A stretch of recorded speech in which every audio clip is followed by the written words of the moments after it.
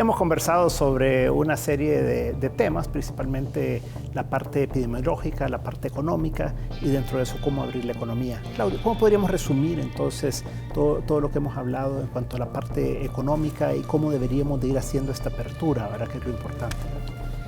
Mira, primero que nada tenemos que reconocer que no hay ningún texto que haya escrito algo antes de esto, es decir, no hay nada que uno pueda decir, veamos tal experiencia.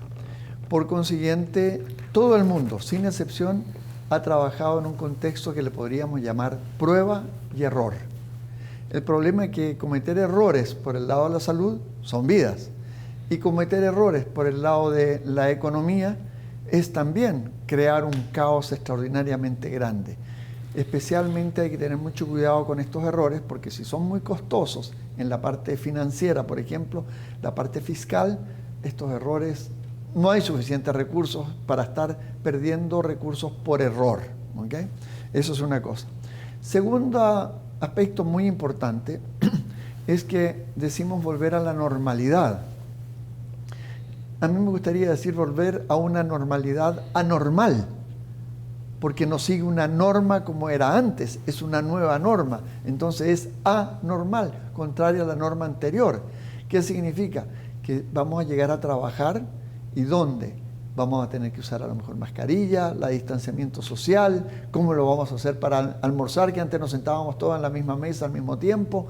Es decir, hay un cambio estructural en nuestras vidas. Incluso para salir a la calle, a lo mejor vamos a tener que salir de manera diferente. Entonces, lo que hay que tomar en cuenta es que vamos a cambiar socialmente también, en la forma que nos hemos relacionado. Luego, no es decir, vamos a abrir la economía y vamos a empezar a funcionar inmediatamente. No es como el switch para encender y apagar la luz. En este caso, uno puede decir, volvemos a producir, pero ¿y la orden de compra que teníamos sigue vigente o no sigue vigente? Necesitamos tantos insumos. ¿Nos van a poder proveer estos insumos? No, es que ellos todavía no abren. ¿Te das cuenta? Entonces, no es una cosa tan fácil que, como dice, enciende la luz y apaga la luz. Ahora está apagada, enciéndela y empieza a funcionar todo.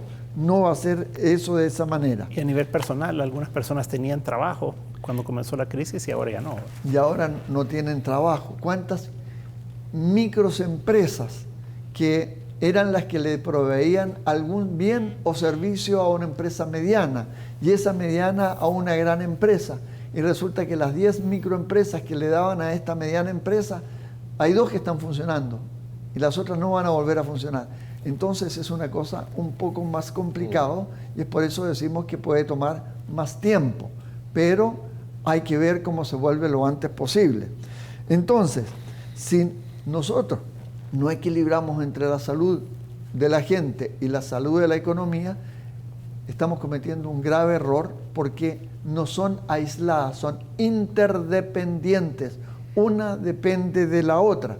Incluso si yo quisiera hablar como si fuera yo sector público, si yo estuviera en el Ministerio de Hacienda asesorando, ¿qué estaría diciendo? Veamos cómo reactivamos la economía lo antes posible porque, mire, se nos han caído los ingresos tributarios, se nos han caído los otros ingresos. El Ministerio de Hacienda ya está diciendo que en el año puede haber una pérdida de 900 millones en ingresos. 900 millones.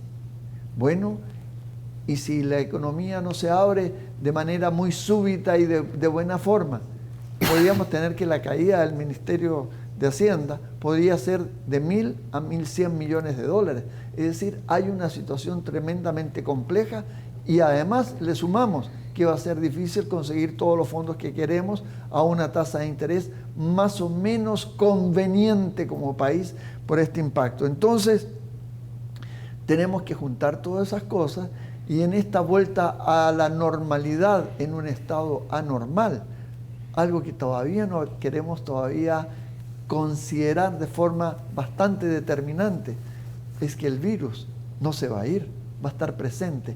Vamos a tener que aprender a vivir con el virus, nuestros cuerpos crear las defensas correspondientes, como dicen todos los grandes expertos a nivel mundial, y eso también es vivir en otra forma, en otra norma. No es la normalidad anterior, es una anormalidad la que vamos a tener que aprender a absorber. Y eso tiene costos tanto sociales como económicos, y vamos a tener que aprender a vivir en estas nuevas condiciones. El gobierno ha planteado, Oscar, una forma de atender esto que ha ido con este prueba y error, pero como que no ha ido corrigiendo suficientemente rápido. Digamos, uno de los ejemplos que tú dabas era el de CIFCO, ¿verdad? O sea, si se necesita un hospital de esa magnitud y esa inversión con las proyecciones que ustedes están haciendo, ¿verdad? Sí, yo creo que parte de esta vuelta a la normalidad es considerar todas las, primero las nuevas condiciones, como decía Claudio, de la nueva normalidad o anormalidad, como se quiera llamar. La planificación de políticas públicas creo que va a cambiar, las prioridades también. Y tenemos que tener cuidado en el ensamblaje, ¿verdad? Porque somos una economía frágil, estamos con un tejido social muy deteriorado por toda la historia de migración, de homicidios y ahora de divisionismo político. No hay unidad, ni siquiera la pandemia nos unificó políticamente, ¿verdad? Como ha sucedido en otros países, para empujar todos para el mismo lugar. Falta de diálogo entre el mundo político y el académico, que creo que es fundamental. Nosotros, con estos ejemplos de los modelos matemáticos, la UES, la Gavidia y FUSADES, ¿cuándo te imaginabas esa mesa? Nunca, ¿verdad? Y sin embargo nos sentamos y ahí estamos trabajando súper bien, coordinados, con un nivel de diálogo, porque estamos enfocados en dar el mejor dato posible, ¿verdad? Pese a las diferencias que puedan haber en las tres instituciones. Y eso creo que es un tema sustancialmente metodológico. El gobierno está trabajando muy solo y muy peleado con todo el mundo, con los periodistas, con la academia, con la empresa privada. Yo creo que es un tema metodológico y creo que hay que revisar eso. No podemos resolver este problema cada quien desde su trinchera, intentando. Aquí se necesita solidaridad, creo que se va a necesitar mucha solidaridad y empatía. No sé, ustedes, a mí me ha tocado, por las razones que sea, y no quiero entrar en detalle, pero ayudar a mucha gente en estos días que necesita ayuda, ¿verdad? Y esto, si uno lo magnifica, es lo que vamos a necesitar, es decir, un país solidario, colaborador, dialogante, porque si aquí cada quien nos cerramos, pues va a ser más desastroso esto.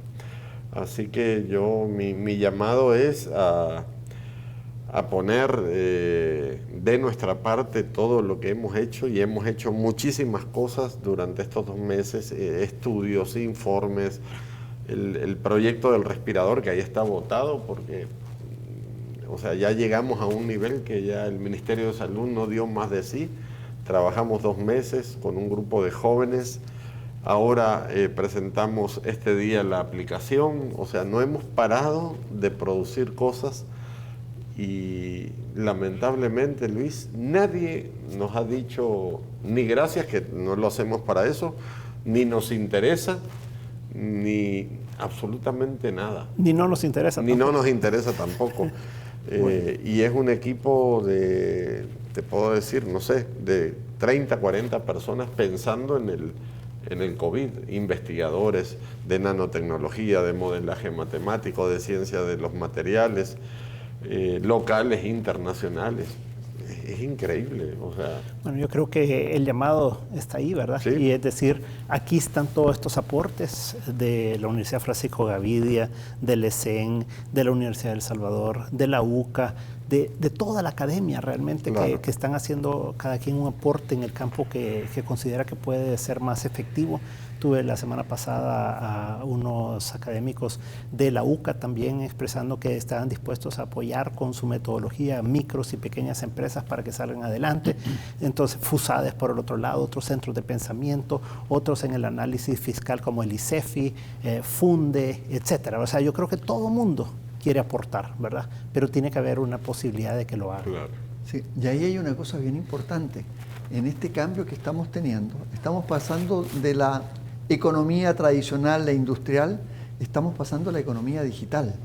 Y ahí nosotros como academia podemos aportar mucho, especialmente nosotros con la Universidad Francisco Gavidia estamos bien avanzados en todo lo que es el trabajo digital, que no es digitalización así de ponerlo en la computadora, por decir así, es algo mucho más profundo porque hay que cambiar la cultura de trabajo también. Bueno, pues muchas gracias a ambos. Gracias, ojalá Luis. que el gobierno escuche, ojalá que los tome en cuenta y que tome en cuenta a toda la gente que está queriendo aportar. También ha sucedido con el colegio médico y demás.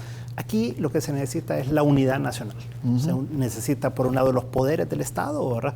Los 3 poderes del Estado que puedan dialogar, que puedan ponerse de acuerdo por el bien común y que puedan recibir todos estos aportes y que puedan ir mejorando todos los errores que se puedan cometer y cosas que no han pensado, para que de esa manera pues podamos tener un mejor enfrentamiento a esta crisis y que la solución nos lleve a un plazo de recuperación más corto. A medida que se tarden más en tomar las decisiones adecuadas, más nos va a costar en empleo, en pobreza y mucha gente va a sufrir. Así que muchas gracias por habernos acompañado este día. Nos veremos el próximo domingo, si el Señor así lo permite. Muy buenas noches.